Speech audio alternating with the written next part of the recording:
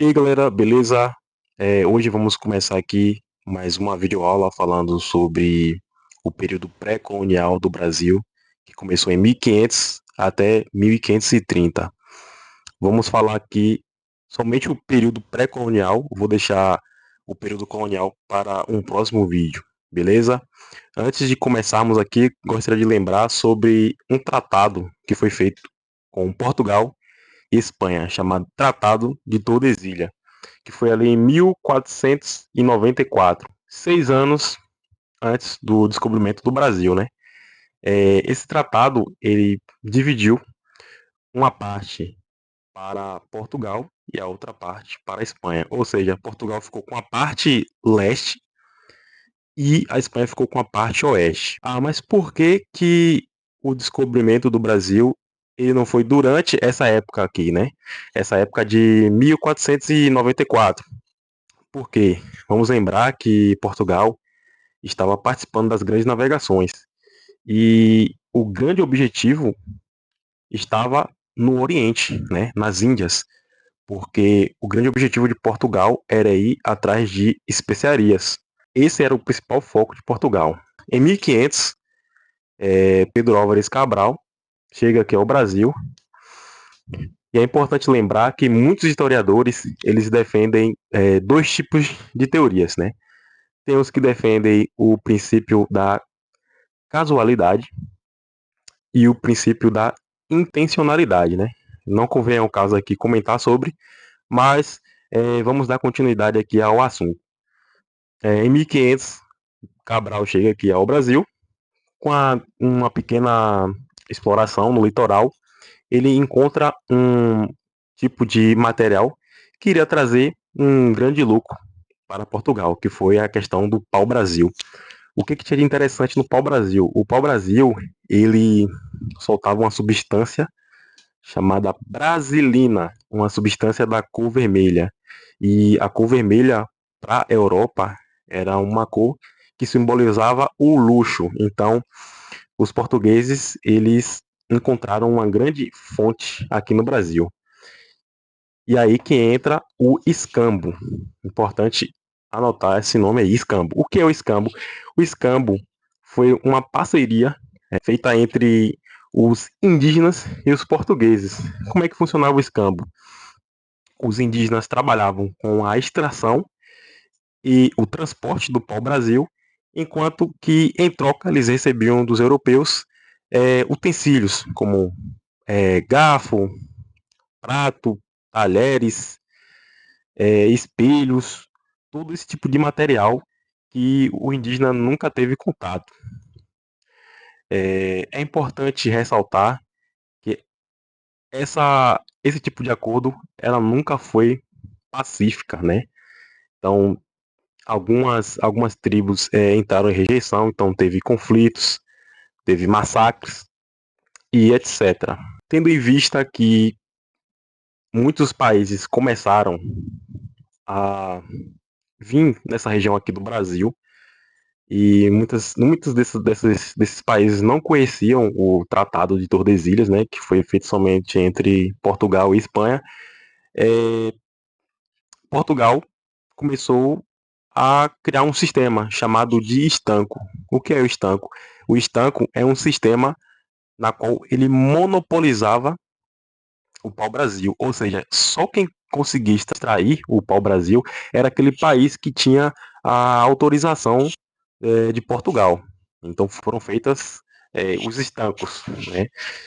E para facilitar o trabalho, né, dos portugueses, a coroa também criou feitorias, que eram sobrepostos, que tinham a finalidade de armazenar, né, o pau-brasil, para facilitar esse processo de transporte. E é aí que entra os franceses, né? Ah, o que os franceses fizeram aqui nesse período? Simples, eles começaram a invadir o Brasil atrás do pau-brasil, porque eles não sabiam que tinham esse acordo entre Portugal e Espanha, né? Então, para eles entravam e extraíam o pau-brasil tranquilamente. Portugal acaba percebendo que seria interessante intensificar mais a proteção do Brasil, né? Então, aqui a gente já começa uma intensificação de navegações para a área do Brasil. Tivemos dois tipos de navegações importantes nesse período, que foi a navegação guarda-costa, que era para a proteção do Brasil, e a navegação exploradora, que tinha a intenção de explorar mais, né, coisas preciosas que tinham aqui no Brasil, além do pau-brasil. Em 1530, tivemos aí a navegação na qual Martim Afonso de Souza ele vem definitivamente para ficar no Brasil, né? E aí a gente já entra no período colonial. Então é isso, galera, que foi um resumo bem rápido mesmo, né? Só para lembrar do assunto. E com base nesse resumo, iremos fazer algumas questões aqui, questões simples, mas só para lembrar do assunto mesmo, porque a melhor parte vem depois, que é a parte do período colonial, beleza? Então vamos lá. E aí, galera, beleza? Vamos responder aqui as questões agora? Vamos lá. Questão Brasil pré-colonial. Primeira questão. De 1500 a 1530, os portugueses não desenvolveram um grande projeto de colonização para a sua colônia na América, Brasil. Nesse período, ocorreram as expedições de reconhecimento e as expedições guarda-costa. Ou seja, tudo que eu falei naquele resumo meu, né? Então vamos lá. A economia nesse período, bom, a gente sabe que a economia nesse período pré-colonial foi a extração do pau-brasil. Vamos ler as alternativas. Letra A. Deteve-se ao cultivo do café na região do Vale do Rio Paraíba. Não, essa alternativa aqui está errada, porque o cultivo do café ele veio no período colonial. Estamos falando aqui do período pré-colonial. Limitou-se ao cultivo da cana-de-açúcar no Nordeste com trabalho escravo. Também não. Aqui. Letra C. Dedicou-se à extração de metais preciosos, sobretudo prata, nas Minas Gerais. Também não. E letra D. Baseou-se na extração do pau-brasil através do escambo com os nativos. Escambo, que é o sistema de trocas. Alternativa, letra D. Agora vamos para a questão número 2. Uma questão aqui do Enem, né? Todo homem de bom juízo, depois que tiver realizado sua viagem, reconhecerá que é um milagre manifesto ter podido escapar de todos os perigos que se apresentam em sua peregrinação.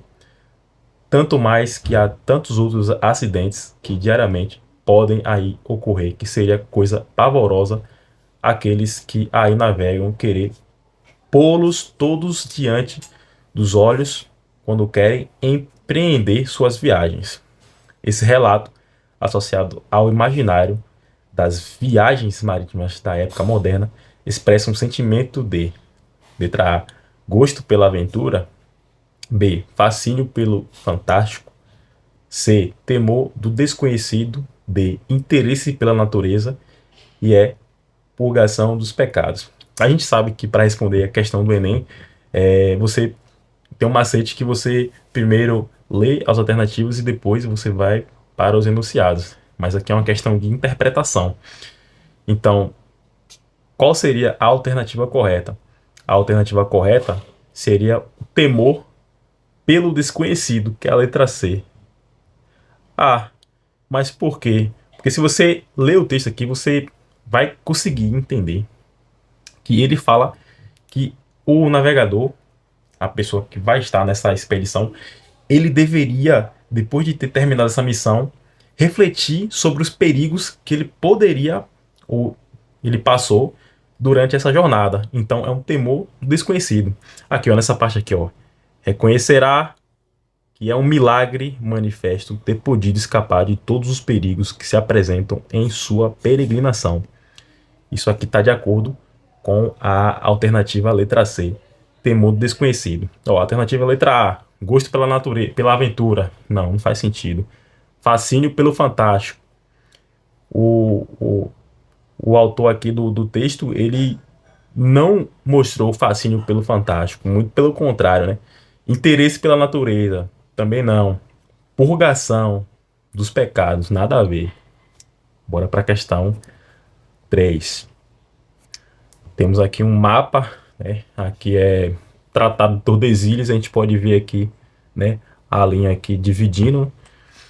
A imagem acima apresenta o Tratado de Tordesilhas, que foi assinado em 1494 e estabeleceu, letra A, uma linha imaginária traçada a 100 léguas a oeste de Cabo Verde, em que as terras a leste pertenciam aos espanhóis e as terras a oeste aos portugueses.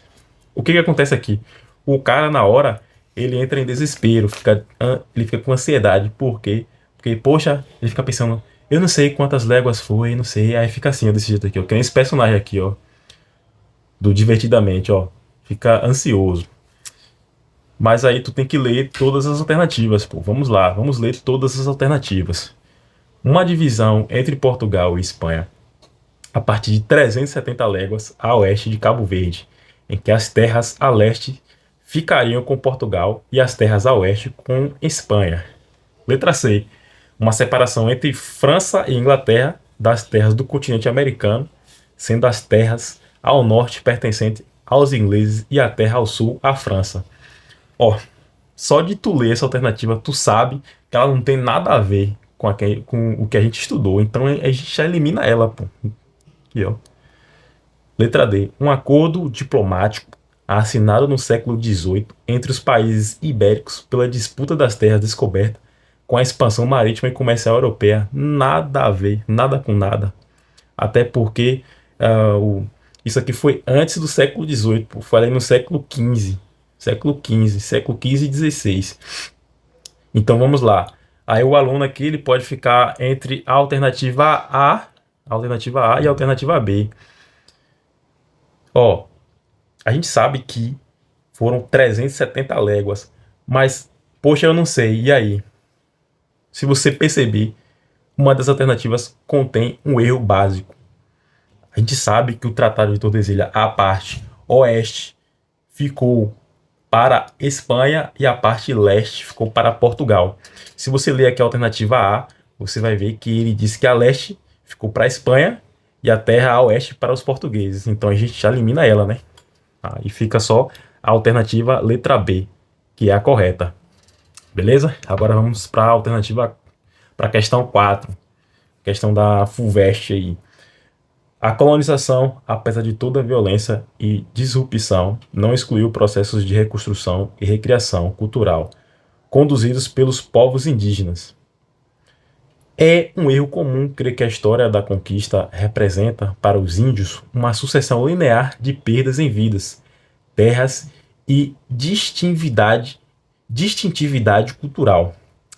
A cultura xinguana, que aparecerá para a nação brasileira nos anos 1940 como símbolo de uma tradição estática, original e intocada, é, ao inverso, o resultado de uma história de contatos e mudanças que tem início no século X d.C. e continua até hoje. Com base no trecho acima, é correto afirmar que o processo colonizador europeu não foi violento, como se costuma afirmar, já que ele preservou e até mesmo valorizou várias culturas indígenas. A gente sabe que os portugueses nem sempre eles foram pacíficos com os indígenas, né? Então a gente já elimina essa alternativa letra A, beleza? Passa um traço aqui. Vamos para a alternativa letra B. Várias culturas indígenas resistiram e sobreviveram, mesmo com alterações ao processo colonizador europeu, como a xinguana. Pô, faz sentido, mas vamos ler as outras alternativas. Letra C. A cultura indígena, extinta graças ao processo colonizador europeu, foi recriada de modo mitológico no Brasil dos anos 1940. Pô, nada a ver. A cultura indígena ela não foi 100% extinta, né? Teve povos que conseguiram sobreviver e conseguiram passar adiante a cultura indígena. Então a gente já elimina a letra C. Vamos para a letra D. A cultura xinguana ao contrário de outras culturas indígenas, não foi afetada pelo processo colonizador europeu. Não. Podemos dizer que todas as culturas indígenas ela acabou sofrendo uma pequena ou uma forte influência dos colonizadores europeus. Então a gente elimina a letra D. Vamos para a alternativa E. Não há relação direta entre, de um lado, o processo colonizador europeu e, de outro, a mortalidade indígena e a perda de sua identidade cultural. É claro que tem, né? Até porque quando teve esse contato com o europeu, tivemos várias mudanças na cultura indígena, né? A questão da mortalidade também, muitos indígenas acabaram morrendo por conta de doenças, a violência e um massacre, e isso acabou causando também uma perda de identidade cultural. Então a gente sabe que a alternativa correta é a letra B. Vamos marcar aqui, letra B. Agora vamos para a quinta e última questão, uma questão aqui de concurso, né, para professor de história. Vamos lá. O período da história do Brasil, conhecido como pré-colonial, caracterizou-se por um Brasil habitado por diversas nações indígenas. Nesse período, se deram os primeiros contatos dos portugueses com a população nativa, que acabaram por ser chamados de índios. Entretanto, se fez necessário para os portugueses o desenvolvimento de algum tipo de atividade econômica para garantir a posse da terra. Essa atividade foi, a gente sabe que no período pré-colonial, a primeira atividade econômica que tivemos aqui foi a extração do pau-brasil. Vamos para as alternativas. Letra A, criação de gado, nada a ver, cara. B, comércio de especiarias. O comércio de especiarias foi lá na parte do Oriente Médio, né? Nas Índias, então a gente elimina ela. C, produção açucareira. A produção açucareira só no período colonial. Não é o caso aqui. A exploração do ouro, idem. Letra E, a extração do pau-brasil. É essa alternativa que a gente está procurando. Letra E. Ela pega muito bem o resumo que a gente explicou. E o período pré-colonial é um assunto que é muito fácil. Você consegue desenrolar resolvendo as questões. Mas é claro que você precisa dar uma revisada antes, senão você acaba errando questões por falta de informação, que é muita. São informações, pô, que por ser um pequeno detalhe você pode errar questões, né? Por exemplo, a questão ali do Tratado de Tordesilhas. Se você não soubesse quem ficou com a parte oeste ou com a parte leste, você poderia errar a questão, beleza? No mais, eu vou fazer mais um documento com várias questões, acho que de 10 a 20 questões do período pré-colonial. E aí vou mandar para vocês junto com as resoluções, beleza? Na próxima aula aí vamos passar um assunto de geografia para mudar um pouco de assunto, né? Não ficar só em história. E aí a gente vai passar um assunto com Naomi. Naomi vai explicar a parte de geografia para vocês, beleza? Valeu, galera. Até a próxima.